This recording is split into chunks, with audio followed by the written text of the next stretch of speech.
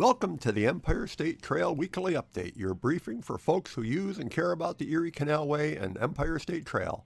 Each week we'll look at conditions, construction, and community news from across the Erie Canal and Hudson River corridors. This is the update from March 8th through the 14th, 2026. Warmer temperatures and rain have melted the snowpack from Syracuse to the west. However, be on the lookout for patches of snow and ice that might remain in the shaded areas.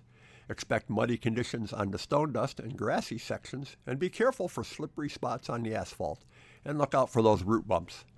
The Mohawk and Champlain valleys continue to show inches of snow cover, and this was verified by a report from Bobby out in Rome. You can see it on the map here. The losers right now are down here in the Mohawk Valley. We got some up here in the Champlain, and it's starting to melt off down here in the lower Hudson Valley.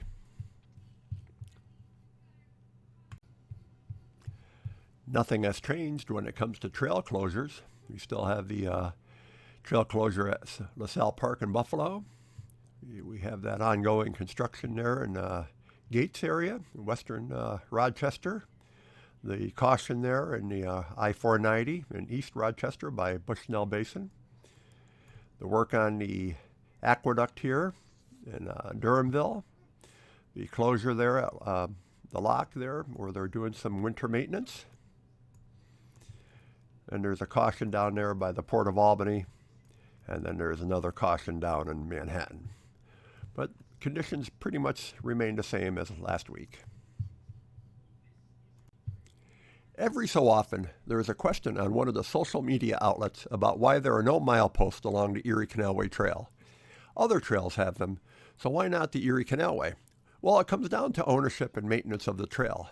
As we have noted before, there are over 100 owners of the entire Empire State Trail system, with the Canal Corporation, New York State DOT, New York State Parks and Recreation, cities, towns, counties, and villages all having a piece. This patchwork of ownership helps to explain a couple things. The first thing would be the variety of trail surface types, be it asphalt, stone dust, grass, mud and dirt, crushed stone, and so on. And then trail maintenance, filling and washouts, maintaining the stone dust, mowing, trash pickup, and all that. So when it comes to milepost, each organization would need to purchase, install, and maintain their own milepost. What materials would they be? Where would they be placed? What mileage would they show? And where is mile zero? And the final route of the trail has yet to be set in stone. There are sections being proposed that would shift the route and the mileage. If any town was to move even a tenth of a mile of trail, every marker from there would be incorrect. And we could see that in Weedsport here. The current trail comes from the west, coming along and through the Aqueduct Park, and then gets over on 31. Weedsport's making a proposal to shift the trail over here to the old West Shore. And you can see that everything from this point here on would be incorrect after that. So we have to finish the trail first. There is a decent map showing the trail measured in tenths of a mile. However, it doesn't even show the entire route in one data set. This map is made for the engineers at the Canal Corp and is presented in a way that works for them. So if you're a local planner and need to have a very accurate measurement of the trail, this is a tool for you. So if you want to use this map, go to this website here, and I'll have this in the show notes. Open the Layers tab, and then click on Milepost. And that's going to bring up miles in tenths of a mile, and you'll have dots, yellow dots, all across the state here. And they even have handy mileages here. So this is handy, especially if you're thinking about doing a resurfacing project and you want an accurate mileage of the resurfacing that you may be thinking about doing.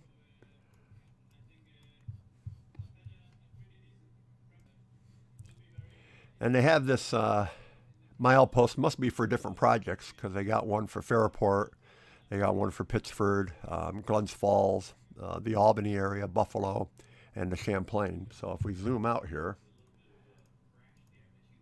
this is one of the problems with this data set, is that it starts in Waterford.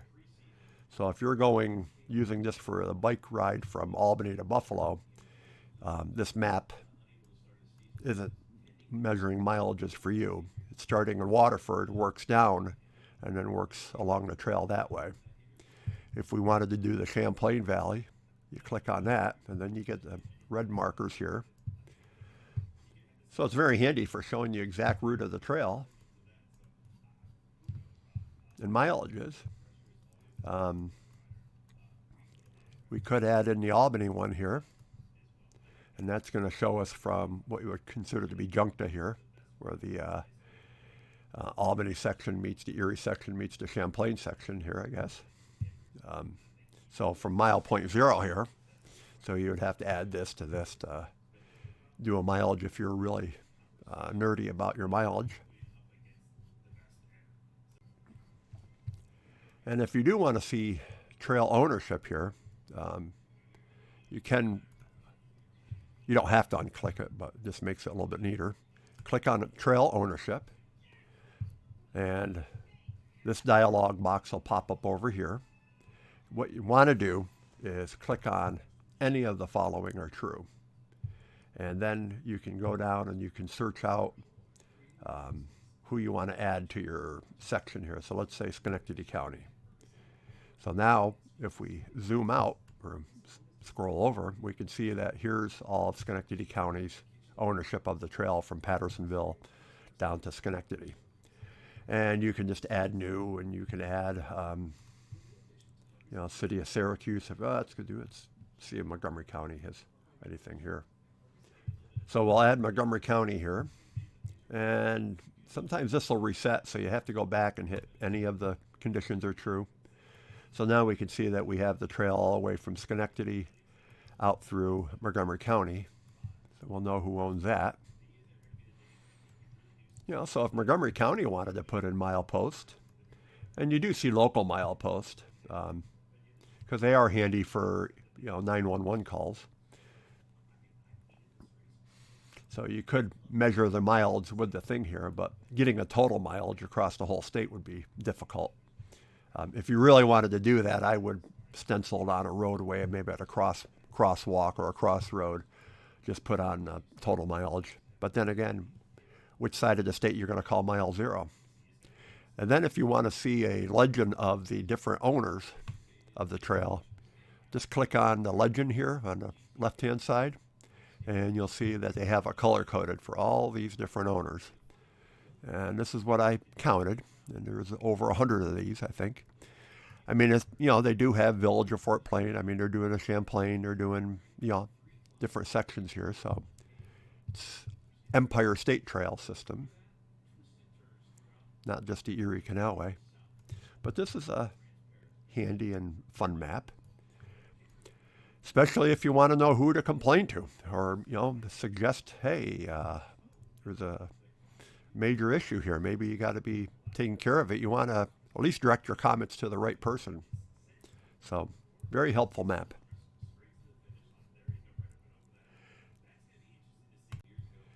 And as for events, no changes from last week. We still have the Canal Clean Sweep going on April 17th to 19th. And you can sign up, check out the map, and you can find an event near you. The National Historic Marker Day, put on by the W.G. Pomeroy Foundation, is going on. So be sure to get out and clean your markers. And then Parks and Trails, New York has their Cycle the Erie Canal and Cycle the Hudson Valley. And you can learn more by going on to their websites, signing up, and taking part in that very fun week-long event. So with the warmer weather, get out there, check out your nearby trail. There's been a lot of stormy weather, so look out for those blowdowns, broken limbs. Be careful for those widow makers, especially when you're riding along and you're in an area with a lot of dead trees. And that's it for this Empire State Trail Weekly. Please note that this is an independent weekly update and not affiliated with New York State, the Canal Corporation, or any official trail agency. Information is based on publicly available sources and rider reports. And we'll see you next week.